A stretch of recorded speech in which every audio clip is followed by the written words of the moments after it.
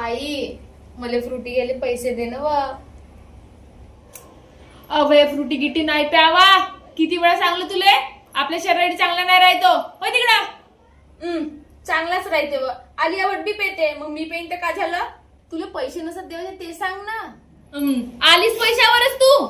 अव त्या हिरोईनी बैताड बनवायचे काम करतात व. अरे तू बनत सई बैताडे. बाई त्या फ्रुटीची ऍड करणारी आलिया भट जेव्हा तिला साखर दिला तर कशी करे पाहिलीस का तिले. इसमें शुगर डाला है, अच्छा नहीं है शुगर.